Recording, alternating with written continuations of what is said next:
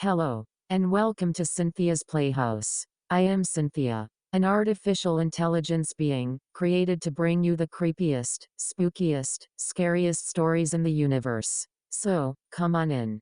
Sit back, relax, and prepare yourself for tonight's story. Here we go. I made a deal with an old man in a food court bathroom, Part 12. Written by MPZ 1968. Did you see that? I said into the darkness. See what? Ricky said, lighting his lighter and holding it up in the air. Stephen, Corey, and Derek all did the same. The room became dimly lit and looked like a scene from a rock concert. I didn't have a lighter, so I just stood there. Where's your lighter? Stephen asked me. Oh, right. Never mind. Did you see that? That black figure standing in the kitchen, I stammered out. To no one in particular. Oh, you mean Johnny, Corey said, smirking. At least that's what we call him. After Johnny Cash, you know, the man in black. He don't hurt nobody.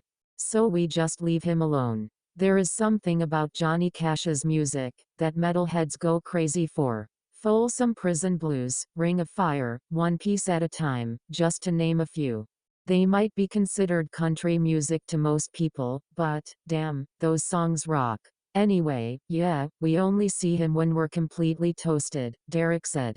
You must have caught a contact high or something, dude. What?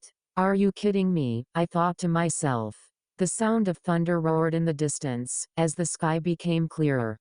And the room once again filled with sunlight. All four of them extinguished their lighters, and put them back in their pockets. That was one wicked-ass storm, man, Stephen said.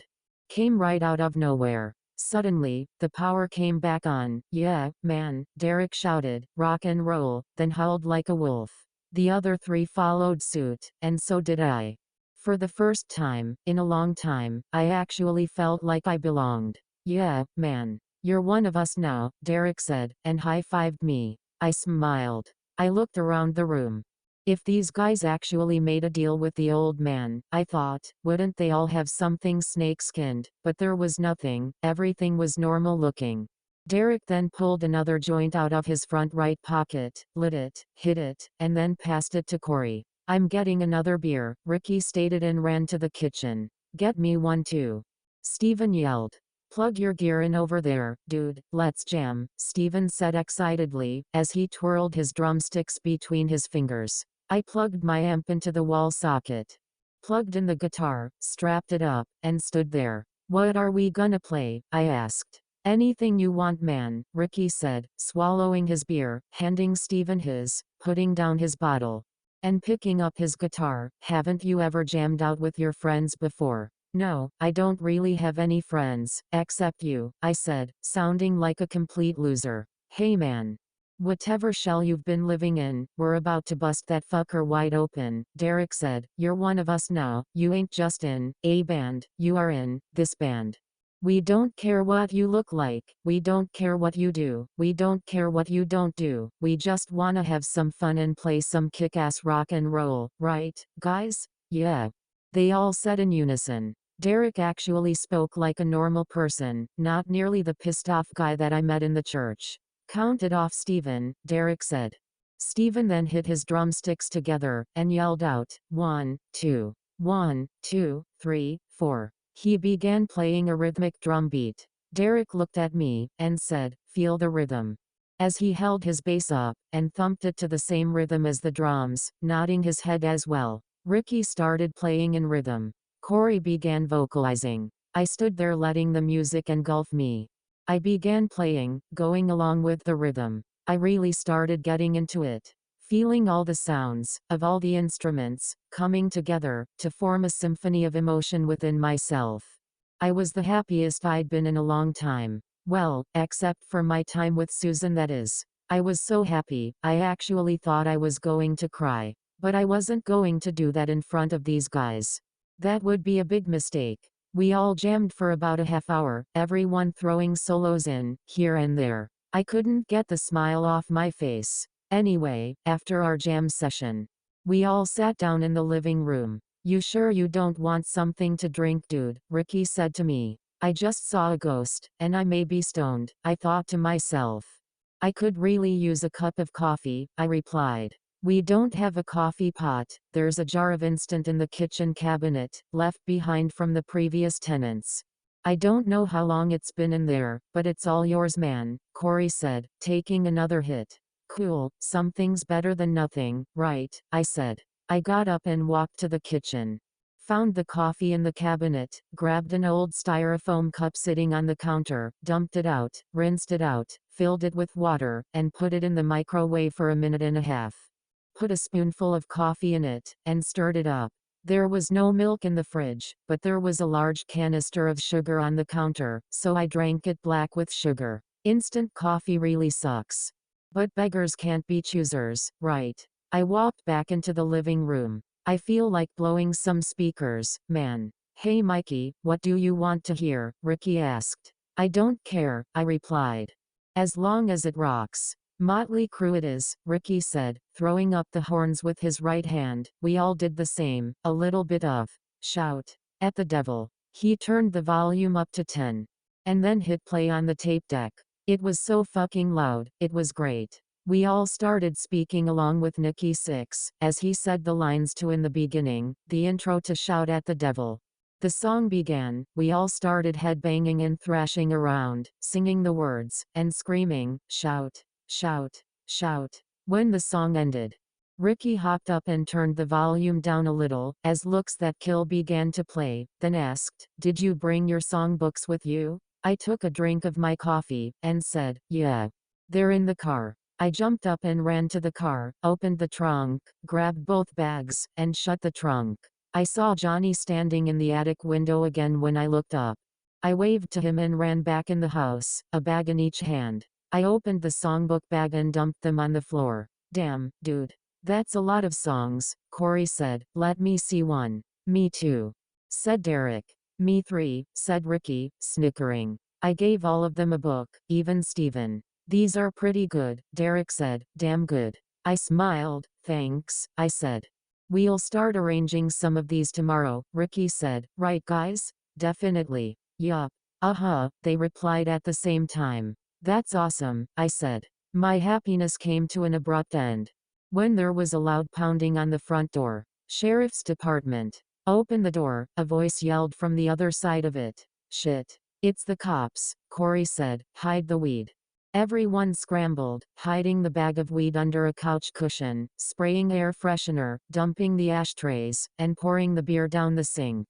Ricky turned off the stereo. Mikey. You're the soberest, you answer the door, Steven said, as they all sat in the exact places they were before. Be cool man, Derek said. Another series of loud pounds on the door startled me. Sheriff's Department. Open this door, now, the voice yelled even louder. I opened the door. Reggie, the town sheriff, was standing in the doorway. We got a call complaining about blaring music coming from this resident. Lord, have mercy, you boys having a party in here or what? He said. What? Derek said. Very funny young man.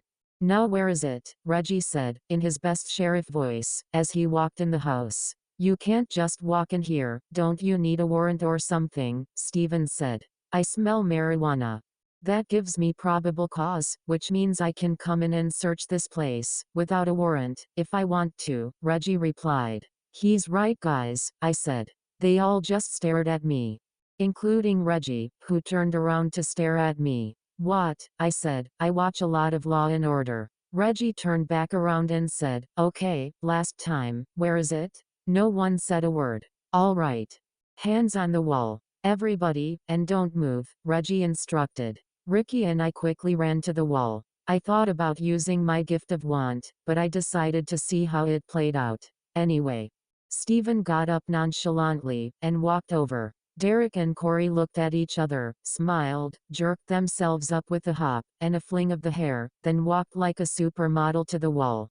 I had a feeling, they'd been through this before. Reggie started to search the living room area, moving furniture, looking in drawers, tossing my books in the air. He actually got down on his knees, turned on his flashlight and looked inside each one of the drums in the drum kit. Steven snickered, as Reggie continued his search. We were all standing there, hands on the wall. Ricky was to my left, Stephen to Ricky's left, then Derek, and last was Corey. I turned my head to look at them, and that's when I noticed they all had the same snake tattoo on their right bicep. Before I could say anything, Reggie said loudly, "And there it is, under the couch cushion. It's always under the couch cushion. I should have looked there first." We all turned our heads to see Reggie standing there, holding the bag of weed, and smiling. "Let me guess, it's oregano, right? You boys should have just said no," he remarked. "All of you are going for a ride. Sheriff Jackson to dispatch," he said into his shoulder mic. "Go Sheriff," a voice from the speaker said.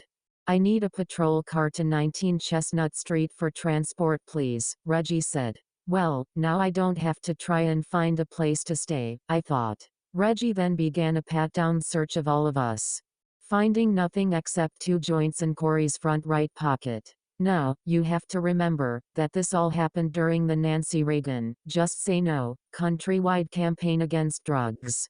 A small bag like that got you some serious time. Unlike in today's times, a little bag like that gets you a slap on the wrist. Anyway, the patrol car arrived, and the officer entered the house. "Give me your cuffs," Reggie said to her. I had never seen her before. She was blonde and looked very similar to Heather Locklear's character in the show, T.J. Hooker. She wasn't my type, but she was cute. Anyway, she did, and Reggie handcuffed Stephen and Corey together, and Derek and Ricky together. He then looked at me, and said, "I don't have enough cuffs for you, but if you run, I'll shoot you dead, got it?" "Yes sir, but I didn't do anything," I replied. "You don't have to son, you're guilty by association," he said. "A controlled substance was found, in a house, which you were occupying, when said substance was found. By law, it belongs to all of you, and all of you will be charged with possession of a controlled substance. You can argue your case in front of the judge Monday morning. Now, everyone, show me some ID." I reached in my back pocket, took out my wallet and opened it, took out my license, and handed it to him.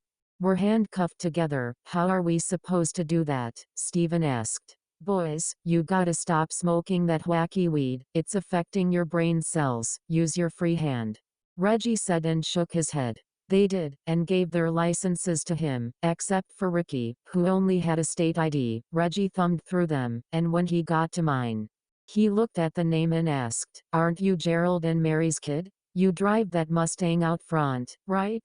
"Yes sir," I replied. "I followed you through town a few days ago," he asked. "Yes sir," I answered. "Don't worry son, they'll take real good care of it at the impound, and the truck too," he said with a smirk on his face. "You take these too," he said to the female officer, as he lightly pushed Stephen and Corey in her direction. "I'll take these too," he said, as he grabbed Ricky by the arm, and let them out the door. The female officer followed with her too. "My pop's going to kill me," Ricky whined, obviously, forgetting that he was already dead. "Anyway, let's go son, we ain't got all day," Reggie said to me. I followed closely behind them. After shutting the front door, the female officer loaded Stephen and Corey in her car. Reggie put Derek, Ricky, and myself in his Blazer, and drove to the police station.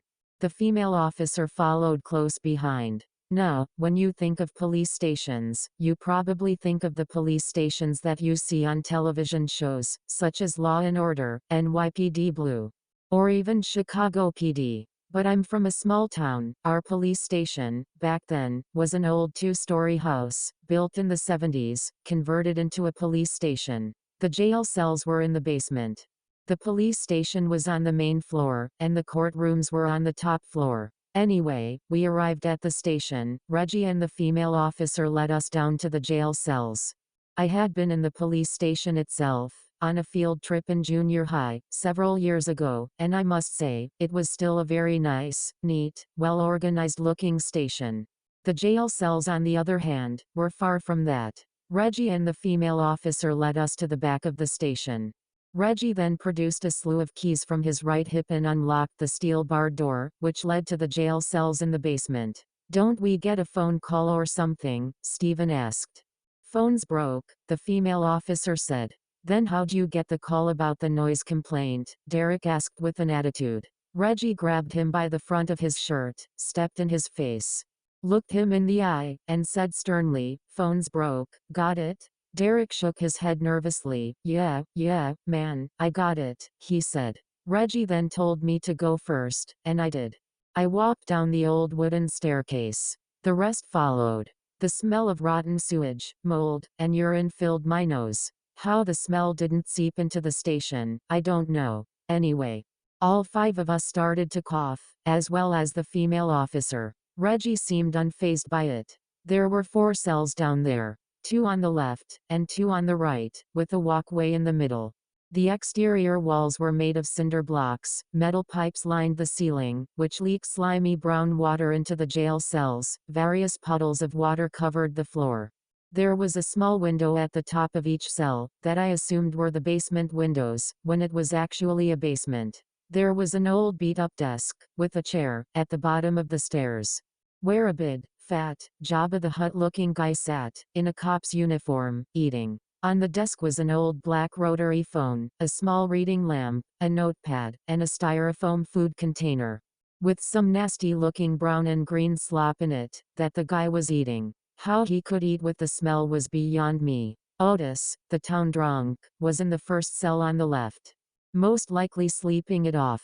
Some corporate suit monkey-looking guy was in the cell across from Otis, on the right. The other 2 cells were empty, until we were put in them.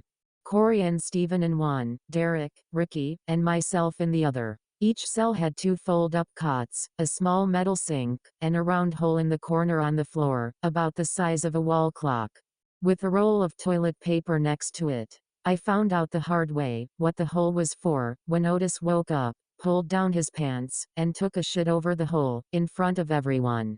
"Don't give Tiny here any trouble, boys, and you'll all get along just fine," Reggie said.